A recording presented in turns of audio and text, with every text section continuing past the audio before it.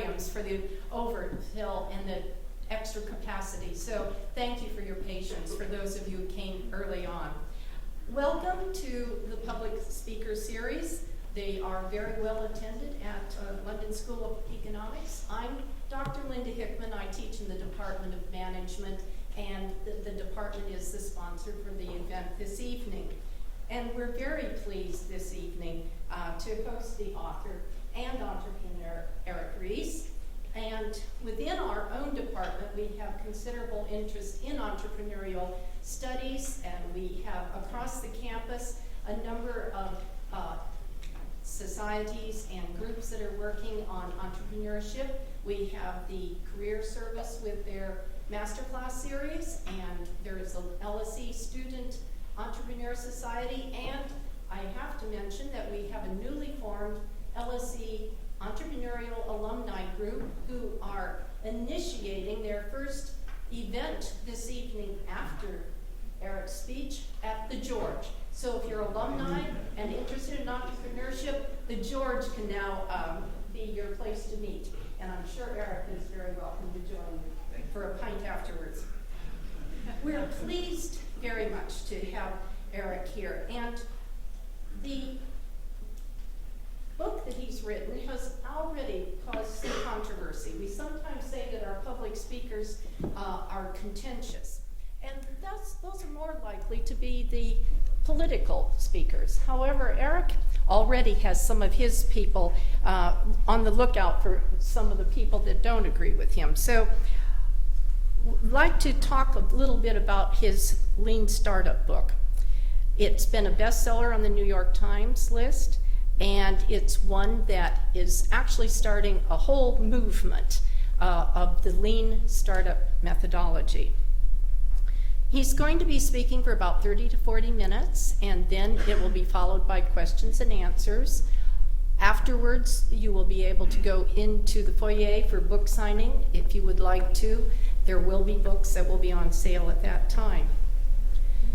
Now, when we look at Eric's career, he's an award-winning careerist, and he started as a software developer, as so many people do of his age and generation and in Silicon Valley, and became a product development manager, followed by becoming an entrepreneur and, very importantly, co-founder and CTO of IMVU, very successful software company, which some of you might be quite familiar with and their avatars.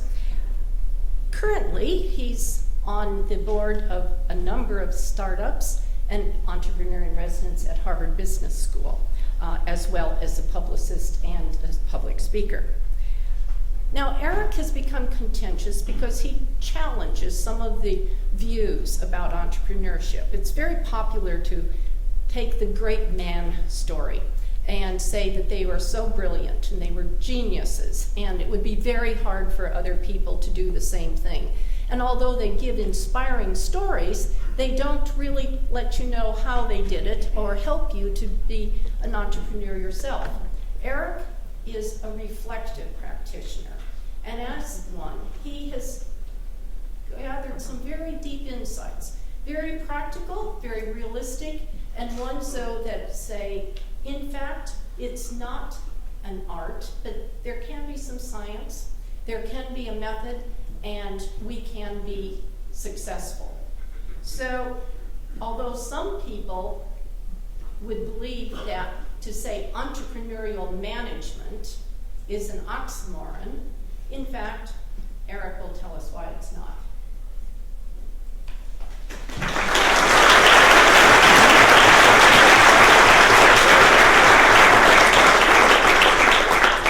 Hello, testing.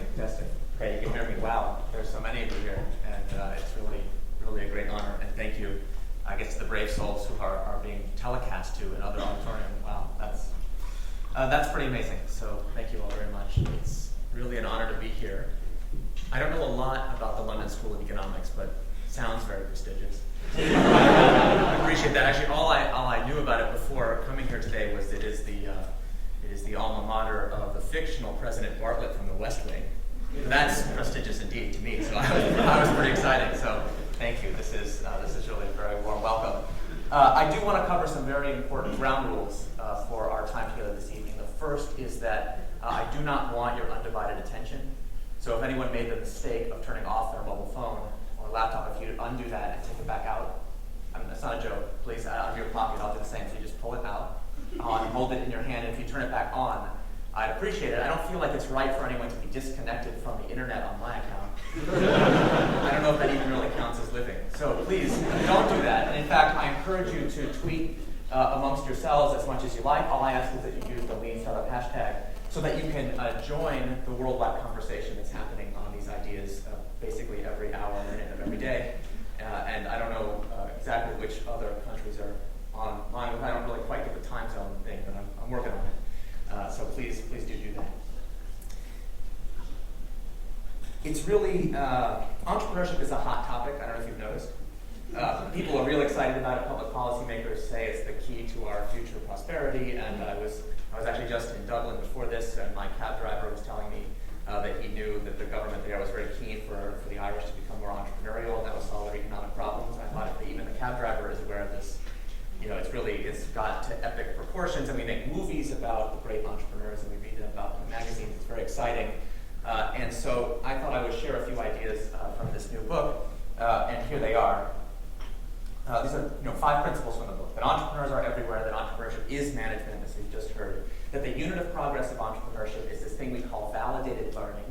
That we can steer a startup using a thing we call the build, measure, learn feedback loop. And last, we can hold entrepreneurs accountable using a system called innovation accounting.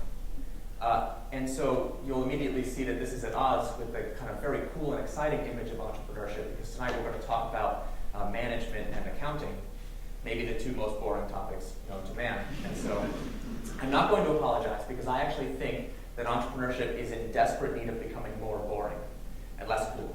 Because those of you who are entrepreneurs, who's actually in a startup right now? Just quick show of hands. Okay, quite a few of you. And I don't have to tell you, the results of entrepreneurship are exciting. Changing the world, that is really phenomenal. The practice of entrepreneurship is anything but exciting. It's actually excruciatingly difficult. Most of the time very embarrassing, and quite often boring. For example, most of the time that is spent in a startup's life is spent in product prioritization meetings. Who's been in a product prioritization meeting recently? Yeah. Who feels like it would be a good subject for a movie or a magazine? Nobody. And so if you watch the movies about entrepreneurship, they always have Act 1, where we come up with a great idea and find ourselves in the right place at the right time. We go to Act 2, what we call the photo montage, which lasts about 1 minute, has no dialogue. It just shows us shaking a few hands, or in the social network, they're writing on windows with those cool whiteboard markers. That's what it looks like, of course. And then we go right away to Act 3, where we're on the cover of magazines, and we decide who sues who, etc. That's the really exciting parts in Act 1 and Act 3, and yet all of the important decisions that affect the outcome of startups happen during the photo montage. They're just too boring to make it into the movie. So if we're going to get better at entrepreneurship, we have to get good at the boring stuff, and that's what we're going to talk about. If anyone's disappointed, you have my apologies in advance. So here we go. Entrepreneurs are everywhere. This probably will be obvious to this audience, but I think it's very important, if we're going to talk about entrepreneurship, that we be rigorous in doing so, and we start with a rigorous definition of what is a startup. Because I don't think a startup is defined by the garage and the ramen noodles. Rather, I think it is defined as a human institution designed to create something new under conditions of extreme uncertainty. So it really has nothing to do with whether you're in the garage or not, nothing to do with what kind of food you eat or what kind of benefits you have, what kind of office you go into. It is fundamentally about trying to figure out how do we build a sustainable business when we frankly have no idea. Does that sound familiar to the entrepreneurs in the room? Yeah. And it's very different than the work that our colleagues in general management face every day. Those of us who either have or have had in the past a regular job where you can figure out what needs doing and then do it, will recognize that this way of working is really quite different because this context is really different.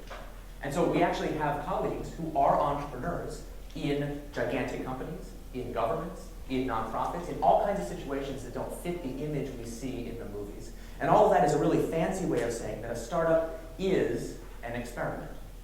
But not, as in the past, an experiment in can something be built, but rather an experiment that asks, should it be built? Can we build a sustainable organization around this series of products and services? And basically, to be very direct about it, we're not doing it very well right now as a civilization. In fact, I would go so far as to say that we are busy wasting people's time on an industrial scale. And I brought a demonstration. We are used to the idea that most startups fail. I don't know if anyone has seen this diagram before. This was a very popular diagram where I'm from in San Francisco, circa 2006. Who remembers Web 2.0? Remember that? It was cool in antiquity, 2006, more than 6 years ago now, so quite old as fads go.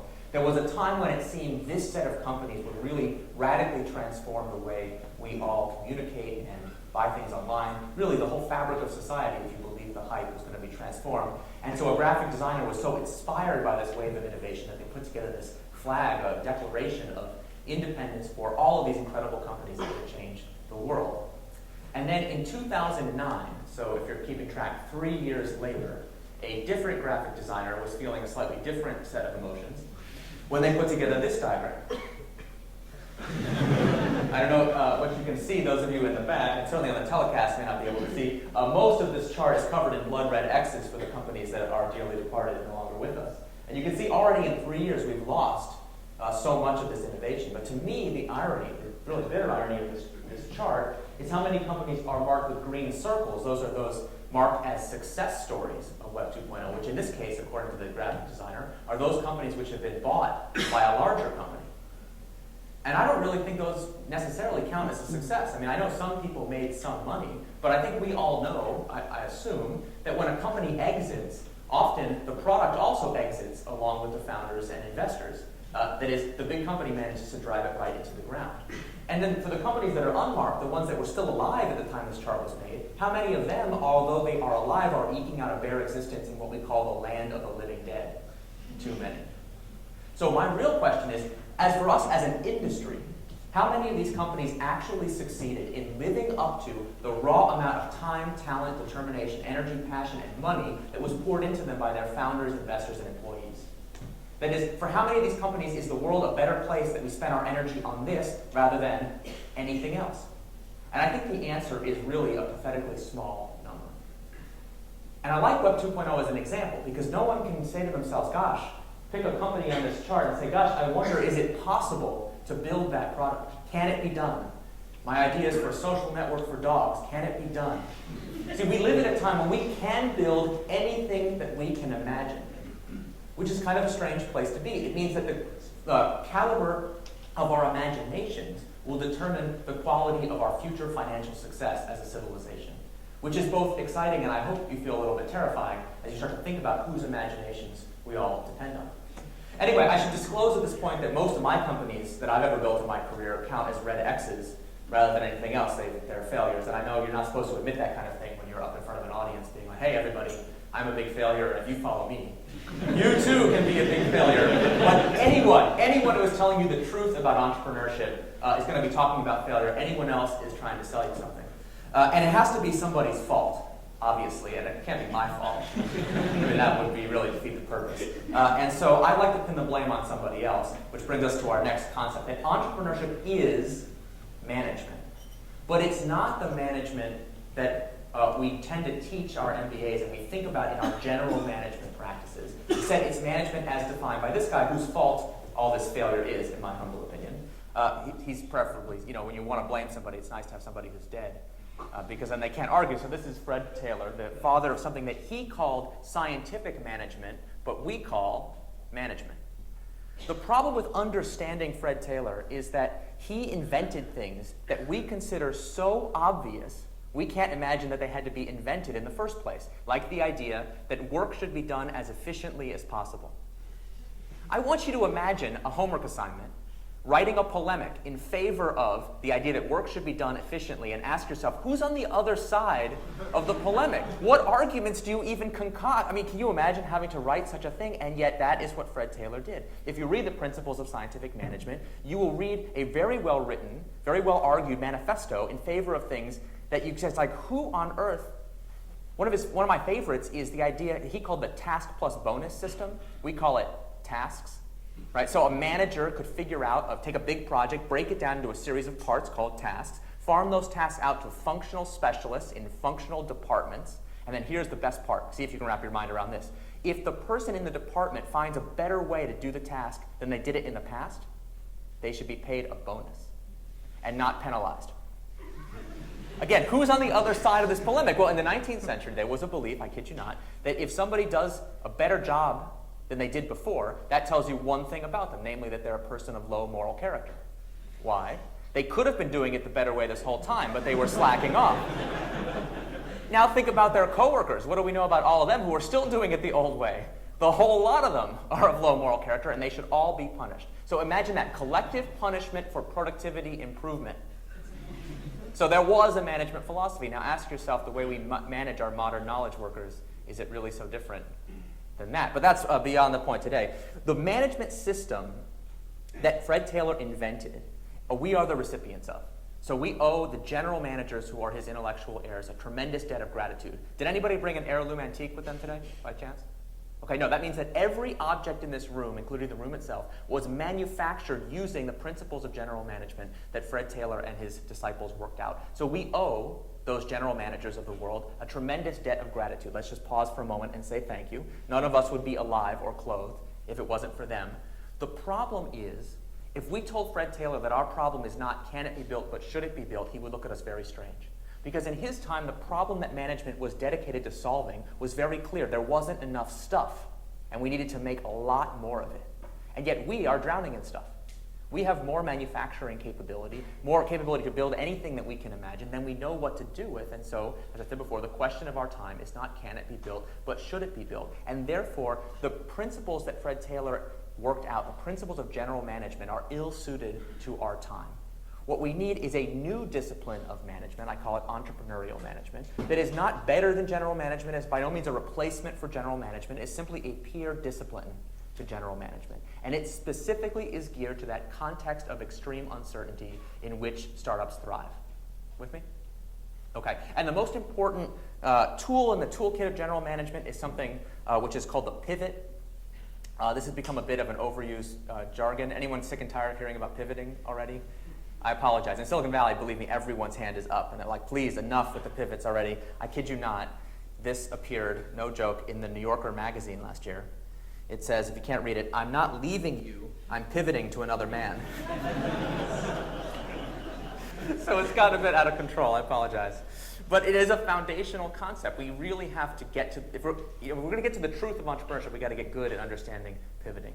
The reason is that if you can get the real stories of startups, how they actually began, not, unfortunately, the garbage you read in the press, the myths that we make movies out of, but the true stories of what actually happened, you will discover a funny thing. The good entrepreneurs do not have better ideas than the bad entrepreneurs. They're actually equally ridiculous. It's just that the good entrepreneurs have this very unusual ability, which is that when they encounter difficulty, they don't give up and go home, but neither do they persevere the plane straight into the ground through stubbornness. They're able to take what they have learned and keep one foot rooted in that while changing something else about the business at a time. A pivot is a change in strategy without a change in vision. And the premise of the lean startup as a methodology is as follows. The way to think about startup runway is not how much time do we have left before we go out of business. It is rather how many more opportunities to pivot do we have left. And we can extend runway by raising more money or by figuring out how to get to the moment of pivoting sooner. If we can decrease that cycle time even a little bit, we have magically expanded runway without having raised a single more dollar. That's why lean startups are more capital efficient. Which brings us really to the core idea of validated learning.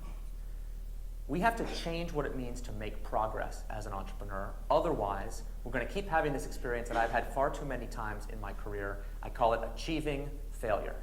It's when you build a brilliant business plan and then you successfully execute it and then you go out of business. This actually seems to be basically the core pattern of most of the startups. If you look at the X's on that chart I showed you before, you will see this over and over and over again. It's very painful.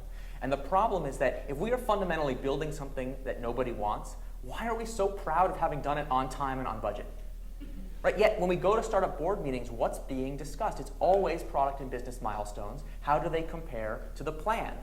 But if you think about it, that is really general management way of thinking. That's Fred Taylorism run amok. That fundamentally our job is to forecast the future, and then if you beat the forecast, you get promoted, else you get fired. And if you think about that, forecasting and planning really only makes sense if we have a long and stable operating history from which to make an accurate forecast, right? And so who feels like the world is getting more and more stable every day? Right, so more and more of our work is being moved out of the domain of general management, of stability and forecasting, and into the domain of entrepreneurial management, of pivoting, confusion, and hopefully experimentation. Now, the word lean comes from these gentlemen who invented something that we now call lean manufacturing. It began in Japan with the Toyota production system. And the key insight of lean was that if we look at our enterprise through the eyes of the customer, we can try to figure out which activities we do are value creating and which ones are waste, and we can eliminate the waste. Deming is famous for having said the customer is the most important part of the production line. But what do we do if we don't yet know who the customer is? Then through whose eyes do we evaluate our own activity? See, I had to learn this the hard way at my last company, which is called IMVU. You heard before, we make a 3D avatar product. And we spent about 6 months building the first version of IMVU based on a really clever strategy that involved interoperating with all of the existing instant messaging networks. This is 2004.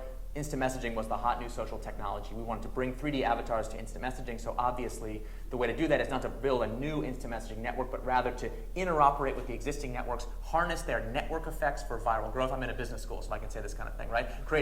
Avoiding the really high switching costs that instant messaging has, therefore getting around the barrier to entry problem. And usually when I'm talking to business students, that's the part where they're nodding their head like, that sounds pretty good. So we spent about 6 months building that product, and then this is a very complicated product, so it involves 3D avatars and microcurrencies and user-generated content and all the social technologies, blogs and photo uploads and streams and the whole 9 yards. So those of you who are engineers in the room who think like I do will say, wait a minute, something doesn't seem right. How could you go from 0 to that whole product in 6 months? And the answer is something had to give. And so I'll be honest, I can say this now, this product sucked. It would be more likely to crash your computer than it would be to give you a delightful 3D avatar experience. So I was a little bit nervous about it. My job was chief technology officer of this company. I built this technology with my bare hands. And I had plenty of mentors who were like, you can't do that. You can't put a product like that out there. You really ruin your reputation. And my co-founders and I were quite nervous that we would ruin the brand equity of IMVU, that we would make a lot of customers angry. I had this image in my mind that some journalist would discover our first version on launch day, and they would write an article.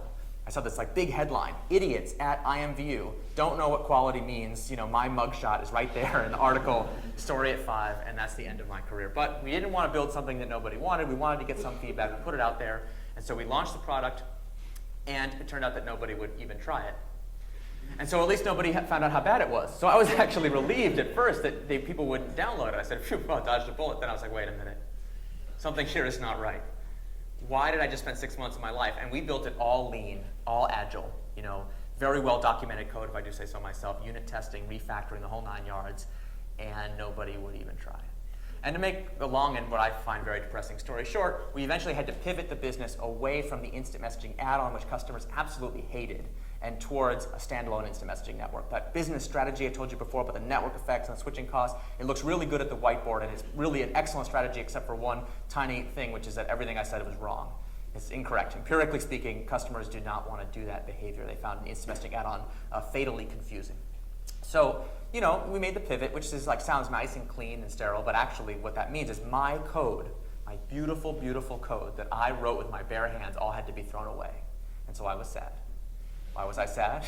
Because I was saying why did I have to be here for these 6 months? If all my work got thrown away, if it all turned into waste, could my co-founders have done all the hard work and I could have been on vacation somewhere and just joined them now when we're starting back over at 0? And we all know, especially those of us who've been managers in companies will know that when you're kind of scraping the bottom of the barrel for last-ditch excuses to excuse your failure, there's the very last one you can resort to. You can be like, wait, hold on. If we hadn't done this, if we hadn't shipped this product, we certainly would never have learned this important thing about customers. So learning is the excuse you use to justify failure, which is why most managers would not utter that word out loud, because they know that a manager who learned something is probably a manager who's about to be fired. Why? Because they either didn't make a very good plan, or worse, they failed to execute a good plan. So that's not good. And yet for entrepreneurs, my contention is that learning is our most valuable asset. So that made myself feel better. I said, well, look, entrepreneurship is about learning. We learned this thing, that's good. I felt good. And I actually was woken up in the middle of the night with this thought that put me right back to sad, which was, wait a minute. If my goal the last 6 months was to learn this important thing about customers, Why did it take 6 months? How come the word learning is only coming up now at the end as an excuse? What did my co-founders and I talk about during those 6 months? You know, we didn't talk about learning. We talked about what features do we absolutely possibly have to have in version 1, and which ones could we possibly skip? Sound familiar to anybody? Which bugs did we absolutely positively have to fix, and which ones could we leave in there? And yet customers wouldn't even download our product, which means they wouldn't even find out how bad our design decisions were. So why did we spend all that time and energy wasting our time talking about that stuff? I asked myself, did we really need to support 10 different instant messaging networks in version 1 to get the learning? Like, would the learning have been the same if we only had 5 networks, or 3, or 1? Well, yeah, because customers didn't want to interoperate with any network, so what did it matter? But that's like an order of magnitude decrease in the amount of work I would have had to do. And then I had this thought, which is like, hold on. What if we just created a single web page? We did a 1-day experiment. The web page is a screenshot of the product we proposed to build and a big download button. Would we even have had to create page 2 where we apologize that there's no product available? No. Because what did I say before? I said that customers wouldn't download the product. That means they literally would not have clicked the download button even if it was there. So what did it matter what was on page 2 or 10 or in the 12th hour of the experience? All the stuff we were talking about was all actually a waste of time. That's what I mean by validated learning. Instead of viewing our job as product development, as a startup, as looking at a product and saying, hey, how do we achieve this specification with minimum effort? Well, we have to change our minds to think, how do we achieve this learning with minimum effort? And that's where the big savings in entrepreneurship come. When we realize that most of the work we're doing, even if it seems like a good idea at the time, is in fact a form of waste. That's why we are busy wasting people's time. And if you believe that, then the next step is to focus on what we would call the fundamental cycle time of a startup, which is this. All we are, and I've written this for software because that's my background as a software company, is a catalyst that transforms ideas into code.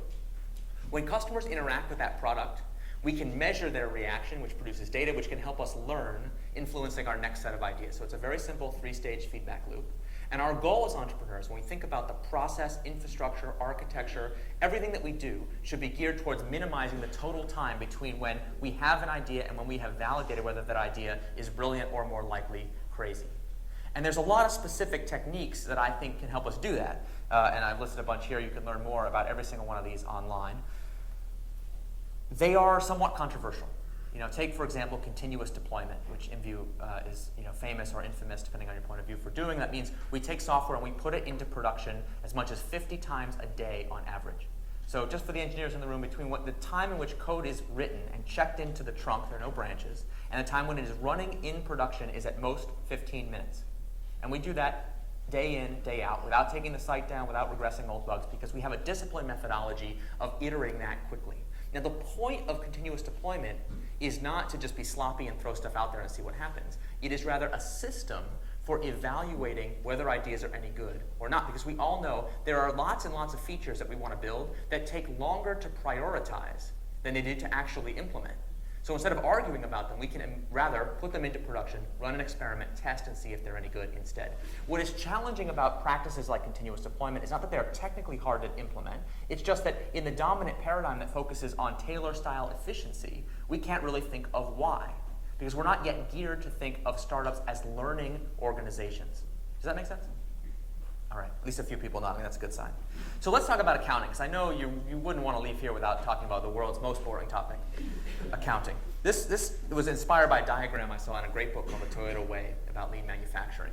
And I don't know how many people can see this, but it basically says that most of the time we're talking about manufacturing and lean, and certainly most of our conversation today so far has focused on the process layer. And what we forget is that the specific processes for which Toyota is famous are first enabled by the foundation of their philosophy of long-term thinking. This got me thinking too, well, what is the equivalent of the startup way for us? And so I drew this diagram. I believe that the process layer is, again, not the root. If we want to get good at adopting these processes, we have to focus on the way we hold entrepreneurs accountable. See, most startups, I would say, are being held accountable to what I call vanity metrics. And vanity metrics are the numbers you put in your press release to make your competitors feel bad about themselves. right? So it's like the biggest number you can come up with, the millions of hits on our page or the zillions of messages that have been sent on our platform. And we love to give those numbers out to the press because we know they sound good, but they don't actually reveal anything important about our business, which is like a professional way of saying that we're lying. And so that's, for some reason, that's the accepted practice. You'll have to ask our colleagues in the journalism school why that's allowed. But in any event, when we as entrepreneurs believe the vanity metrics as if they told us something real, we get into real trouble. Because of course, when the numbers go up, it's due to whatever I was working on at the time, naturally. But when the numbers go down, it's the fault of those idiots in marketing down the hall. And so all of us start to live in our own private reality where the things that we do make the numbers go up and everything else gets in the way. That's why seasonal effects always make numbers go down, never up. You ever notice that? It's very strange. So, that leads to some bad outcomes when we start to bring in stakeholders. If we're just by ourselves as entrepreneurs, we can get away with a lot of nonsense. But of course, pretty soon we're going to have stakeholders because we need resources. And the stakeholder conversation generally goes like this. If you're the internal entrepreneur in a big company, you go to your CFO. Or if you're an entrepreneur pitching a VC, or you're a garage entrepreneur and you're pitching your spouse, you might say, "Dear spouse, dear, if you just give me 1 year and this team of 5 and our whole life savings, I promise you, we're going to have the most amazing results 1 year from now. We're going to have millions of customers and hundreds of millions of dollars in revenue. We'll be on the covers of magazines. We'll change the world. It'd be great." And the spouse or the CFO or the VC says, "Great, here's a check. Go do it." And now let's time lapse forward 1 year. What do we know for sure? We know for sure that the money got spent. Oh, money always gets spent somehow right on schedule. We know for sure that everybody was kept busy, but that's all we know for sure. Most likely, instead of millions of dollars in revenue, we have hundreds. Instead of zillions of customers, maybe we only have a few thousand, and things are not looking too good. And that negotiation always goes as follows. Dear, or CFO, I know I said that we would have all these customers, and we didn't achieve any of those business results, but we have learned so much. If you just give me 1 more year and $5 million this time, a team of 25, we're on the brink of success. And we laugh because we know that is the moment where most startups get shut down. That's where managers get fired and people's marriages can be in trouble. Because we like to make fun of the people whose job it is to hold entrepreneurs accountable because they're always pulling the plug on startups too soon. They're the conservative CFO, vulture capitalists who are, But look at it from their point of view. A year has gone, the money's been spent, and they can't tell, based on their accounting paradigm, whether you are in fact on the brink of success or, rather, have spent that year goofing off. Either way, you'd have almost no customers, just like you do. So we're not talking about A+ versus A-. We're saying the current accounting paradigm cannot tell the difference between an A+ and an abject F. And so that's really total paradigm breakdown, right? What we need is a new accounting paradigm, specifically for startups. I call it innovation accounting, not to be confused with innovative accounting, which can get you thrown in prison, so do be careful.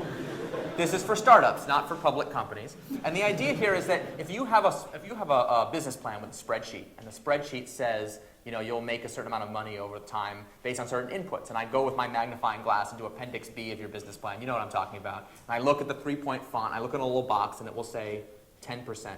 And if I trace my finger to the left and I hold my magnifying glass, I will say, what is this 10%? It will say, percentage of customers who sign up for free trial. Now, my contention is that is not something that should be in 3-point font in Appendix B. It is rather a leap of faith assumption without which your entire business would fall apart. The reason I know that is think about what happens to your beautiful spreadsheet if I change that 10 to a 0. Every other cell magically becomes 0 because, as I discovered the hard way at IMVU, if people won't even try the free trial, it certainly doesn't matter what the lifetime value of a customer is. Everything is effectively 0. So most of the time we know we have that assumption baked into our business plan, but we basically figure we'll just build the product, ship it, and see what happens, which is a recipe for disaster. So instead what I want us to do is build what we call a minimum viable product. Do the least amount of work necessary to find out what that number really is right now. So we might run an experiment with a small number of customers to figure out what percentage of customers would sign up for our free trial. And even if that number comes back depressing, like 0%, like it usually does, that's actually good news, because it's much better to have bad news that's true rather than good news that you just made up. That's what we want to do. So for every one of those assumptions, we'll build a minimum viable product to get the real number. That's establishing the baseline of where we are right now. And then we can figure out where we want to go by trying to tune the engine, by doing that build, measure, learn, the iterative improvements to the product that try to drive that baseline up towards the ideal in our business plan. And then sometimes that will work, and sometimes we'll hit the point of diminishing returns, in which case we'll decide it's time to pivot. Hence the third learning milestone we call pivot or persevere. I'll give you one last specific tip. If you've ever been in a pivot meeting in a real startup, you will know it's generally one of the most depressing experiences you can ever have. Because pivot meetings tend to happen at the 11th hour, when the building is on fire, when meteors are falling from the sky, when like it's a disaster, it's a crisis, because we've given up hope and it's really depressing. But since we know that we're going to have to pivot our startup, let's just schedule the meeting in advance. Let's just put it on the calendar for, say, every 8 weeks, and say, look, we're just going to get together and have a conversation about whether it's time to pivot or not. First of all, it'll be a lot less depressing because it's a routine matter. It doesn't give indications to the employees that we're about to die, which encourages good thinking. But also, it allows us to work backwards to say, what information would I want to have available to me 8 weeks from now in order to make a good decision about whether our business is working or not? Wouldn't that be exciting? And then we can then gear our experiments towards making sure that we have that information in time. Anyway, that is the mechanism by which I hope we will stop wasting people's time. I'm very excited to have some time for questions. I hope we do. But before that, I just thought I'd leave a few questions that I noticed in my talk that I had left unanswered. Like, how do we know specifically when to pivot? What is that relationship between vision and strategy and product? Okay, you believe in innovation accounting, but what specifically should we measure? How do we engineer our products for growth? How do we tell if the work we do every day creates value or is rather waste? What should go in the MVP? And my favorite question, is it possible that even as we scale, we could go faster rather than slower? That is bureaucracy and lethargy our inevitable destination as successful companies? Of course, I think the answer is no. I left these questions actually deliberately unanswered because I heard this really great book that just came out. And I hope that you will all check it out. I thank you very, very much. Here's how to get in touch with me. Thank you all. Thank you.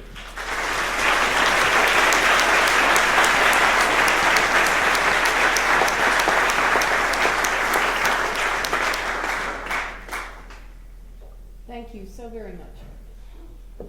At this point, we have time for questions. There are stewards back here with the microphone. So if you will hold up your hands if you have a question, and then we will have the steward bring the microphone, and we'll take questions up till about 8 o'clock, and then we'll be moving into the foyer for the book signing. So first question on the aisle here.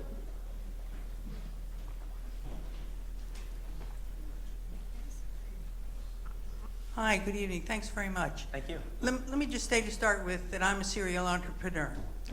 I've started about 8 companies in the course of my career, so you're talking to somebody who's had a certain amount of experience. And I recognize a lot of what you have to say. I think one of the things that astonishes me, from what you didn't decide to put on your bullet points, is anything about who are the people who are leading this business. Because one of the things I guess I learned number one in the first failure, was that you start by getting people who are going to be, leading the development of the right questions. Yeah. And I'm surprised that the businesses you seem to be talking about don't seem to have any directors. So that's really my question. Is that true? Is that your experience? It's just because all my businesses are not digital, so I don't know whether there's something special about your kind of business. Yeah, having the right people and the right kind of people is absolutely important. And the reason I don't talk about that is because I feel like in the field of entrepreneurial advice, we tend to be oversaturated in topics about who the right people are and what the right kind of culture is. And I feel like we have to get serious about the process layer. And here's why. The purpose of these processes is to enable people to do innovative and creative things. You have people who are fundamentally not creative, it's not going to work. But I feel like we very easily judge people as either creative or not, having the chops or not. And I think that's actually much more an artifact of the environment that they have been working in, rather than some kind of essential attribute of their DNA. Does that make sense? Yeah, I agree with that. But my quick question is, what are the directors doing in all this? Because aren't they the ones who are saying, every business that I've been involved with after the first one is one that's really been focused on, is there a market? The first question is, what kind of a market is there for what it is that we're trying to do? And that's your customer thing. Yeah. And that's where we always start. And if you haven't got people at the top who are saying, what do we know about the customers? What do we know about the market? What are we doing? I see. You can Yes. close up the shop in the first Yes, 3 months. Never those mind. people are actually in the room right now. We're trying to indoctrinate them into that way of thinking. I mean, those are the stakes, exactly right. And for a company where people have been schooled in the previous management paradigm, you put those people in charge of a startup, it tends to be lethal. So, peace, yeah, amen. Okay. There's a gentleman. How should e-commerce businesses think about their minimum viable product? You mentioned in your book Zappos and sort of how they took pictures of the shoes and then they actually went and just bought them retail and shipped them, but I don't think that's an option for a lot of e-commerce businesses where you sort of need to have the inventory, et cetera, et cetera. So how should e-commerce businesses be thinking I get the about sense this is a hypothetical question. it? Not really, but Of course, I'm picking on you because entrepreneurs never, ever ask hypothetical questions. And of course, I can't answer your question the way you'd like without knowing what kind of product we're talking about. But I will point out that inventory, the reason companies carry inventory is so that they'll have enough of the product to satisfy demand. I mean, I don't mean to be pedantic, but let's remember that. So first of all, if there's no demand, there's no inventory. Right, so that's very helpful. You might find that no one wants your product at all, in which case you don't need to have inventory. So building up inventory in advance of making a sale is always a mistake. Now the question is, how much inventory should you have? Assuming that there is some demand. So I'm assuming that you've done at least some experimentation to assess that somebody at least wants your product. The answer is no more inventory than the number of early adopters you plan to serve at the beginning. And I would say there's no penalty. I can think of almost no reason in e-commerce business not to start with a very small number of early adopters, like 10 people. Because look, before you can have 1 million customers, you got to have 1,000. Before you can have 1,000, you need 100. And before you need 100, you need 10. And you should be so lucky that you put the product available for sale, and 20 people try to buy it when you only have 10 in stock. I mean, then you will have to tell 10 people the product is out of stock. That's actually not so bad. Because first of all, you can go back to them and give them the product later. You can apologize that it wasn't available. And the nice thing about apologizing is it mitigates the cost of failure. So I would say for e-commerce, it's especially easy to put yourself in a position where you are trying to service demand. I would say you may as well take pre-orders even in advance of having any product at all. Just, even if you're completely right and there's incredible demand out there, just to double check. What could it hurt to double check? I hope that's helpful. Okay, gentleman up here.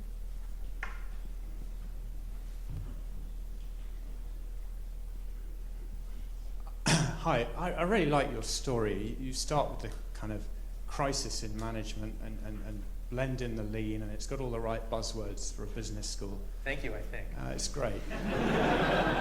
and you're a failure as well. So tell me, why should I listen to this? Because what I don't have, and perhaps you could just outline a couple of examples where you've actually used this theory in practice and built something that is successful, which is what we're all trying to do. Yeah, you shouldn't listen to me. I mean, seriously. No entrepreneur actually, as far as I can tell, actually does what the people they go to see speak tell them to do, which is actually one of an entrepreneur's most endearing qualities. I mean, certainly when I was an entrepreneur, the last thing I would do is go to a talk like this, write down the instructions, and then go implement them. I mean, that's, even if we weren't all a bunch of contrarians, that would be a terrible idea. So I can tell you stories of companies that have done some of these things and have been successful. And in fact, in the book, it's full of case studies because, of course, argument by case study is one of our most powerful persuasive techniques rhetorically. But I'm not going to answer your question right now. I'm not going to do that. I mean, I've stipulated that IMVU is a successful company, but you have no reason to believe me. You don't know. I could be lying to you. I mean, we could be doing success theater, which is what you do as an entrepreneur to make yourself look successful. There's plenty of that. So doing something that somebody else did because they were successful, I think, is the biggest logical fallacy ever. How do you know that that thing actually made them be successful? How do you know that what worked for them will work for you? How do you know that what worked in the past will work in the future? I mean, it's ridiculous. Instead, the whole point of having a scientific framework is that this framework makes predictions about what will happen if you try little bits of it. And the nice thing about the truth is that every part is similar to every other part. So you don't have to adopt the whole thing wholesale. You can start with one concept and see what happens. So what I hope you'll do is, rather than listen to me, think for yourself. Use the scientific method to discover which elements of this work, and more importantly, which ones don't work, and then tell the rest of us so that we can all get smarter. So I hope you'll do that. Right behind, about 2 rows there. Hi, thank you very much for the talk. I Thank really you. enjoyed it. I have a question regarding how do you deal with, what's your advice on dealing with competition or potential competitors when you put up an MVP, on the web, and it's very easy for everyone to see it and sort of see if you're getting traction. They could look at Alexa or whatever and sort of see if you're getting visits. So how do you deal with that, and how do you convince your team that it's okay to put an MVP there even if it's not ready, and even if you don't have the capability to scale it up? Another hypothetical question. What I hope that someone will say to your team, or to a team who has this question, I hope we will try this experiment, which I have found to be a surefire, 100% effective cure for fears about competition, which is as follows. You take one of your ideas. Every entrepreneur has a lot of good ideas, so don't take your best, most brilliant idea, but pick something from the list that you think is pretty good, and try to get a competitor to steal it. Write them a memo. Send them an email. Write out a business plan, draft it, and put it. Go find the relevant product manager at the relevant company whose job should be to do that thing right now, and try to get them to steal your idea. We should be so lucky that companies would steal good ideas. I wish every big company who I'm their customer would steal more good ideas. The issue that allows startups to kill big companies is the thing Clay Christensen calls the innovator's dilemma, which is that big companies have plenty of ideas. The problem is they can't implement new ideas because they're captive to the demands of the things that they've done in the past. So I would say totally ignore your competition. Don't worry about it. If you can't out-iterate them, you're toast anyway. So the pathetic, tiny little head start you get from the time you spend in stealth mode is going to be crushed by faster iteration if you're not the fastest. And plus, you're the startup, so shame on you if you're being out-iterated. Okay. Down here.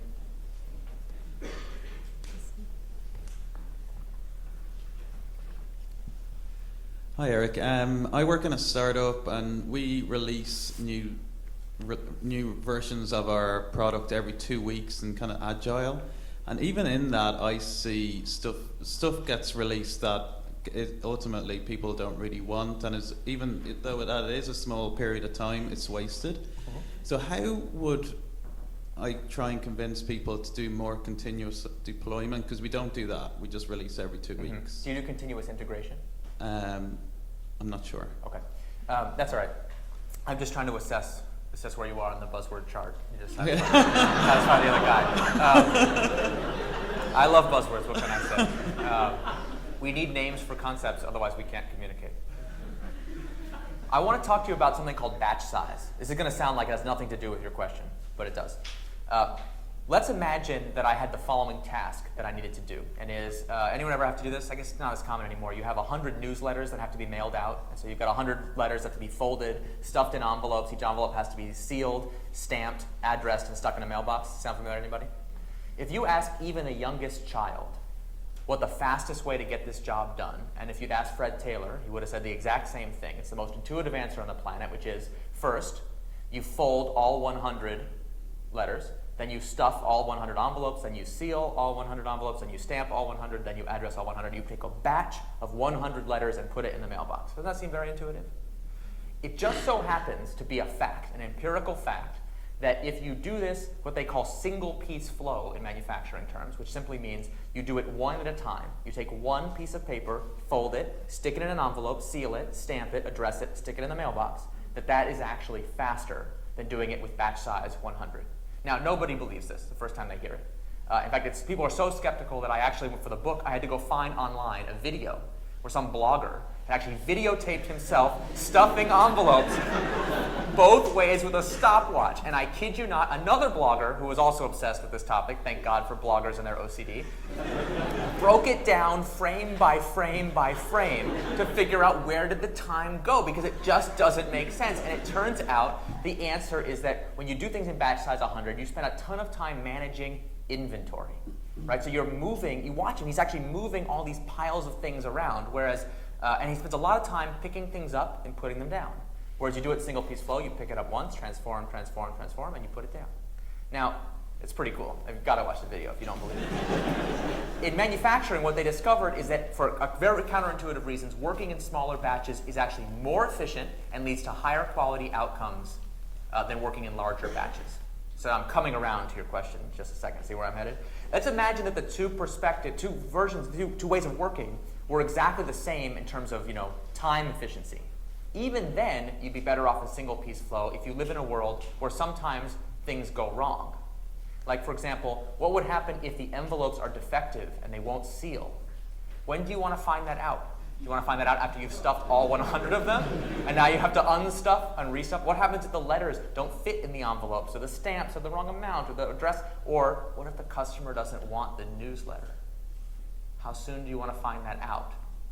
See, now we get to your question. When we work in product development, whatever we're doing, if we impose an arbitrary 2-week time lag between when we make a mistake and when we find out we made the mistake, we've automatically guaranteed that the person who made the mistake will not remember what they were thinking at the time that they made the mistake. In fact, I am repeatedly shown documentary evidence of mistakes I've made in the past, and I'm always like, somebody else did that.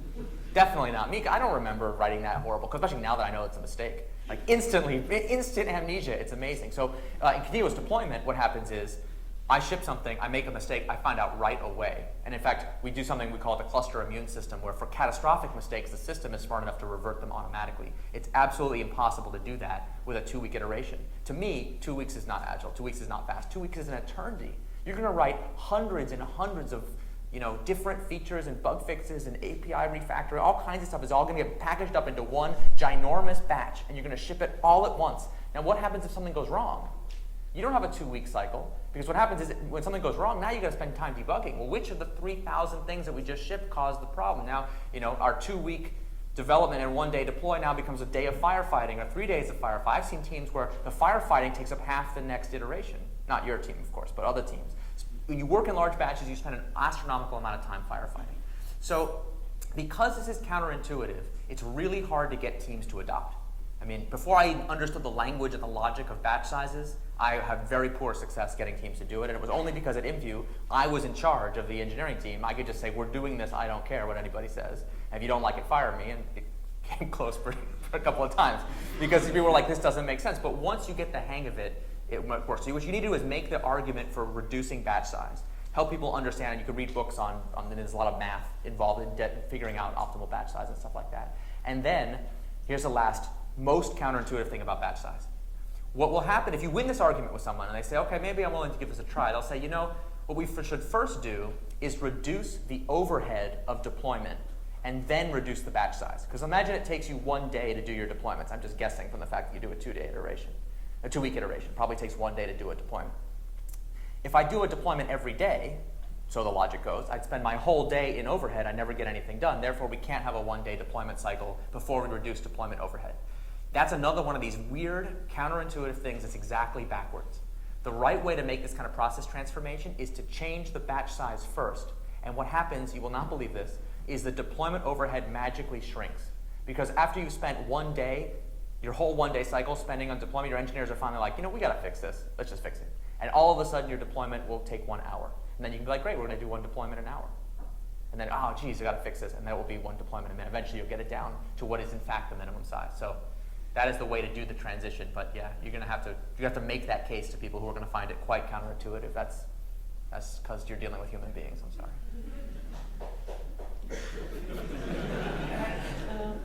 Right there in the blue shirt.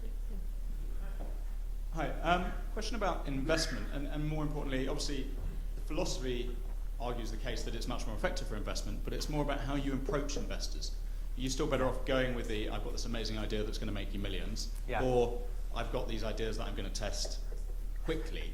What have you got any experience or sort of seen sort of evidence of how to sell it in, I suppose? Oh, this is not easy to sell to investors. I'll tell you a story. We raised venture capital for IMVU in 2005. So there was no lean anything. I mean, this is all new since then. And so we were doing a lot of these practices, but we didn't know how to talk about them. And we had iterated our way from the product that didn't work through a pivot to something that did work. And we had this beautiful graph. It had the perfect hockey stick shape. And it went from something like $300 a month, in the low part, the long flat part, the most important part of the shape, the long flat part, all the way up to $8,000 a month in revenue or something like that. And we would go into VCs and we would be like, we'd like to raise $10 million, for this thing, our Series A. And they'd be like, this is great, really exciting. What are the units on this graph? Is this in thousands? And we're like, no, sir, it is in ones. and it was pretty embarrassing. Okay, that's not. Do not try this at home. We got kicked out of a lot of VC offices who were like, "Are you kidding me? You think you're so stupid? I'm gonna give you $10 million. Come back when you have millions of dollars in revenue." And of course, we didn't raise money from those people, but a few of our investors understood what we were really saying, because at that time we had only a few thousand customers. We were making more than $1 per customer per month, and they could do some pretty interesting math. They're like, "Wait a minute, $1 per customer per month. What if these guys had 100 million customers, like the big social networks did at that time? They'd be insanely profitable." Very exciting. So they understood that we had conducted a micro-scale experiment that made predictions about what would happen in the future. And the second thing they understood was that we could tell them a very accurate story about what had caused the changes that caused that inflection point, right? And it wasn't just after the fact rationalization, because we had done split testing and cohort analysis, for those who knows what these things are, allowed us to make real scientific conclusions about what had happened. So we came in with a story that said, listen, we may not have the biggest vanity metrics, but we have the fastest rate of learning about what these customers want. And if there's a business here to be found, we're the team to back, because we'll find it. And at that time, only a very few of Silicon Valley investors really understood what we were talking about. Now, I like to think there were more, but this is definitely a tough sell. So be forewarned. Don't go in. Here's one thing not to do. Please, I beg you. Do not go into a VC's office and start being like, "Oh, we're so lean, minimum viable product, buzzword this, buzzword that." VCs hate that, and they complain to me about it all the time. They're like, yet another person came into my office with the same old crappy pitch, but now it's got a quote from Eric Ries on the cover, so it's lean. I'm just like, God, don't pitch the buzzwords, pitch the results. Otherwise, just give up and go home. So please don't do that. Okay, right next, there's blue. Yeah. Hi, my name is Pedro from representing Motion for Starters.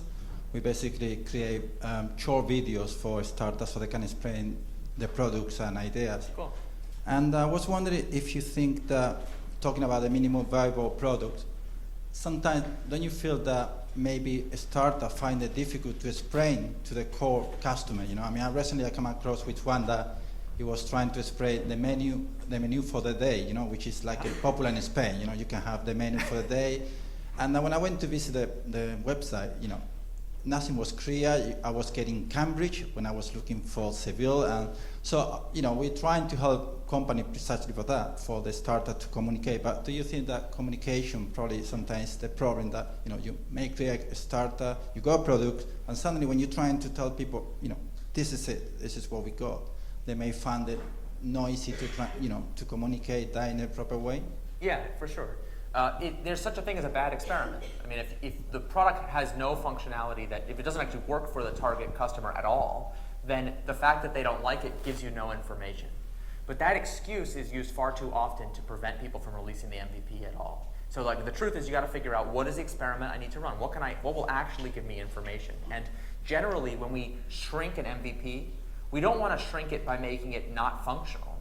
We want to shrink it down so that it serves only a smaller number of customers than the overall vision, right? So a lot of times we want to serve technology early adopters who are very tolerant of, say, a bad design and don't matter if the thing is really ugly. But in another business, we might say, no, it needs to look really good, but the back-end infrastructure, like in the Zappos case, doesn't have to be real, it doesn't have to be automated, we can fake that out. So it's a matter of judgment, figuring out, well, how do we get it down to the point where it's small enough that we can run the test? But here's the other thing. The thing that I think startups don't understand is that there's no penalty, zero penalty, for shipping your MVP too early. I mean, the worst thing that can happen, the absolute worst thing, is customers look at the MVP and they tell you, this is garbage. And you're like, why don't you like it? And they tell you exactly what you thought. And you're right about what they care about. That's not so bad. You just apologize to the few people who said that to you. Be like, we're going to come back and listen to you and produce something that you like better. We're going to do the stuff that was on your roadmap already. And then they're going to think they're geniuses and be like, wow, these guys listen, how fun, that's great. It's actually a really good outcome. If you ship too early, though, other things can happen. Like, for example, they might like it minimal, more than the thing you were planning to build, right? We all know today that the Google founders are geniuses. They knew that the whole portal thing was too complicated and confusing, and they had this design insight to simplify down to just the search box. But the great thing about the internet is the Wayback Machine. Everyone know the Wayback Machine? You can go back in time and read the About Us page of any startup you want for version 1. If you read Google's About Us page, it practically reads like, listen, we're really sorry. We're going to totally get to all that portal stuff soon, but we just only kind of have the box right now, but we're going to they're just like putting it out there to see what happened. They didn't know. They weren't. But then the customers loved it, like retroactively became geniuses. That could be you. If you do the MVP and it works. So I think it's definitely worth releasing something that even if you're not sure, because you can always release it again and again and again. Just don't launch it in the press, right? Keep it small, and then you have the freedom to do anything you want. Right there. Hi, Eric. In your book, you have also talked about entrepreneurs within a large corporate environment, and you have used the term entrepreneurs in there. And I work for a sort of a large enterprise, and trying to talk about minimum viable product and innovation accounting is sort of difficult because you are an established brand. You can't afford to launch a product and apologizing to thousands or millions of people. And you have been consulting and advising to corporates as well. So in your experience advising to them, what sort of challenges, or let me say one of the biggest challenges the established corporates find in adopting your methods? Is it around MVP, accounting, or what is that? Oh, sure. I mean, the point of publishing a book and having it be a bestseller and using the language of management accounting is so I hope these companies will change their ways, because if they don't, they'll die. And and listen, as a person who lives in San Francisco, I don't really care if they live or die. I mean, it's not nothing to me. Like if a startup eats their lunch and then adopts these practices and beats them, this makes me a terrible consultant. I go to these companies, I'm like, hi, I don't actually care if you live or die, but if you want to live, here's the way. It's not good consulting practice. Don't try that if you ever tried it. So the challenge is convincing senior management to change the way that they hold people accountable. Right, so like just what you said about minimum viable product, exactly. First, you say you do minimum viable product, the first thing people are going to say is, oh my God, the corporate brand, we have to protect it. And so you have to already be prepared to say, first of all, okay, let's just not launch it under the corporate brand. You don't have to tell people it comes from the corporate brand. You could just release it and not tell anybody where it comes from. You could create a subsidiary with an alternate brand. There's a million ways you could keep it small. And big companies that stamp the corporate brand in every new initiative kill all their internal startups, because actually, the whole premise of this concept is that the corporate brand is something valuable to be protected. But most customers hate the corporate brand. Think it stands for crap. I mean, I'm just not your company, but your competitors. That's what they think. And so, like stamping the corporate brand as something new, I mean, very few customers believe that the vendors they buy products from are innovative. So you stamp that corporate brand on something, you immediately alienate the kind of customers you want to reach. So it's reversing that kind of thinking that has to come from the top down, because the middle managers right now are being paid to prevent innovation. That's their job. Because innovation to them means a crazy person walks in their office and like, I know, let's completely disrupt and destroy our whole business model so that we won't make the quarter.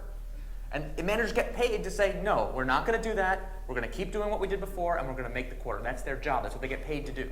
So if we want to have innovation be successful in a corporate context, we have to recognize that it requires a different kind of management. It needs different structures. I would like most big companies to adopt as a job title, as a thing it can say on your business card, entrepreneur. It already says, listen, you're not in a department, you're not an engineer, you're not a marketer, you're not a business analyst, you are an entrepreneur. That's your job, is to come up with new innovative things for the company. Now, we got to go convince all senior management to do that. It's going to be a challenge. Okay. Up there in the middle-ish, third row-ish down.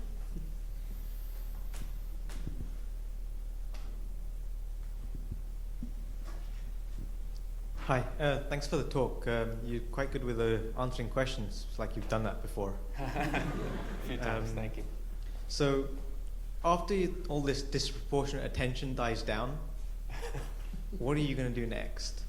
Oh, thank you for that question. I have no idea. I mean, look, I never thought I would be doing this, okay? If you'd asked me any time in the past, would this be what I would be doing now, I would have been like, come on, that's ridiculous. Listen, I was a software programmer. Okay, that's what I grew up doing. That's what I know. So already things have changed for me so much, it's hard for me to predict what's in the future. I do look forward to having some time actually at home. To me would be the ultimate vacation at this point. There's a couple things that that I have been kicking around, and I actually made a few suggestions in the very last chapter of the book for things that I think need to happen if we're really going to be serious about making this change. And I'll share one of them with you, because in case the stuff I said already wasn't controversial enough to make you think I was crazy, I'm hoping this will push you over the edge. I think that a lot of the problems that we have stem from problems in our public markets and their relentless short-term focus. So both for corporates, but also, remember, that when we exit, big companies buy our startups. So the destiny of most new products is to be owned by one of these public companies that is being held accountable to ridiculous short-term targets that mean nothing. I mean, I saw this article recently, I think it was on TechCrunch, about Apple stock. You know, Steve Jobs died, and the stock was basically flat.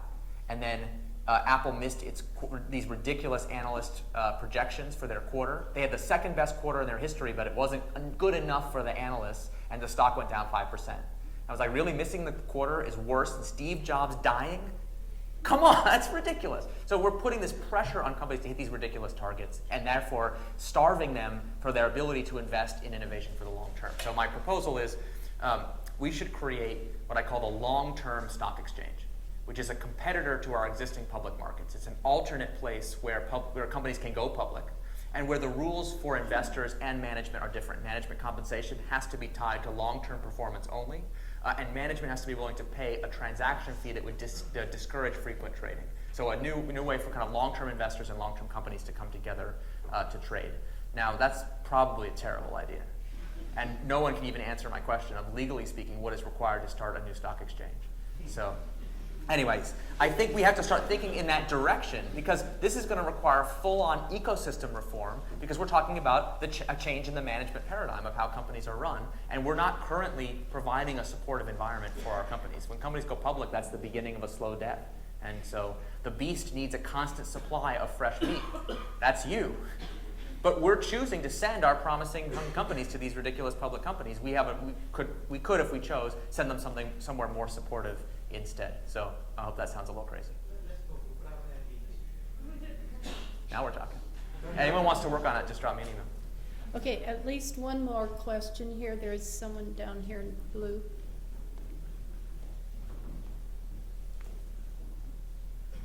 Hi, Eric. Thanks a lot for that. It's really interesting. I had a question. One of the debates we've had recently in our startup is the right time or when to go for big marketing activities.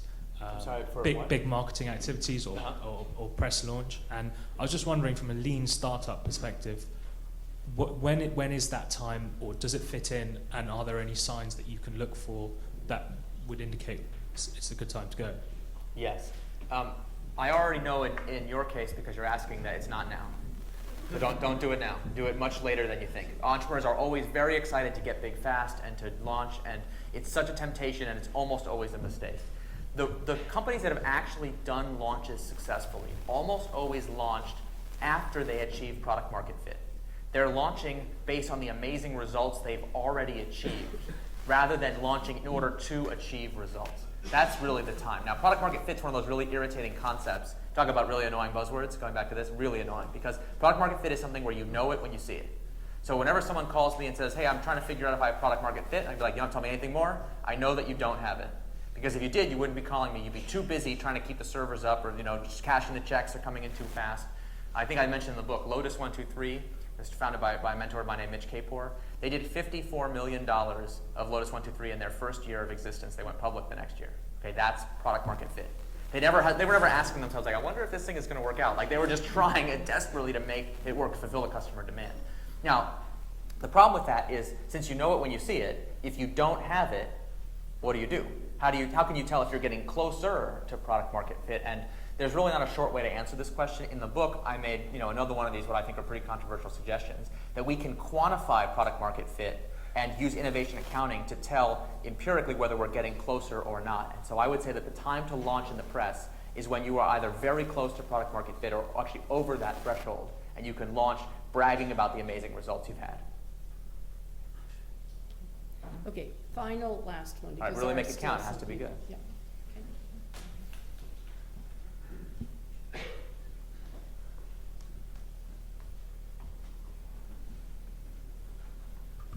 Hi, I'm Bobby. I run a startup in a university.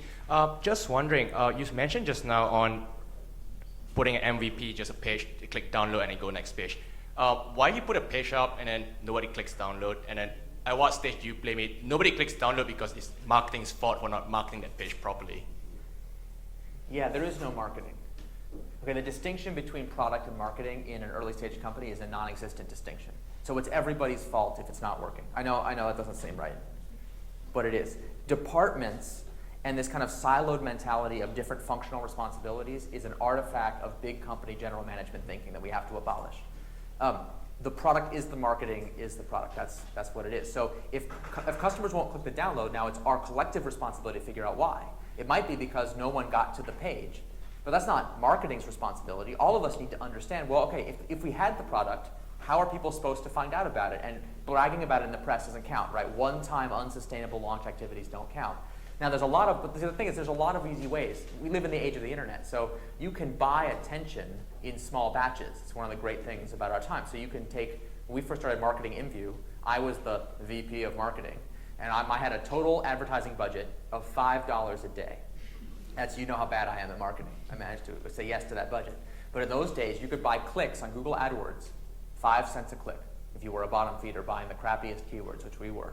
That meant you got 100 clicks a day. That's 100 human beings coming to our landing page. And I was like, oh, sure, probably like half of them will buy it. And lo and behold, none of them bought it. And that was pretty impressive, because now the problem isn't that people aren't coming to our page. They're interested, but they're not buying. Okay, why is that? And that allowed us to then dig in, figure out why. Figure out how do we change the positioning of the product. Not the marketing, the positioning of the product in order to make people to buy it. But you can't change the positioning in a startup without changing the product itself, because you have to deliver what you promised. It's completely the opposite of how it usually works in traditional companies, where engineering shows up to marketing and be like, here's the product, position and sell it as best you can. And if marketing is like, but no one would ever want this, engineering's like, too bad, it's done. We've already been working on it for 3 years, so good luck. And then of course it's marketing's fault if nobody buys it. So none of that. It's just not appropriate for a startup. So I guess with that, we're going to do a book signing. I just want to say thank you all very much for being here, and thanks for welcoming me.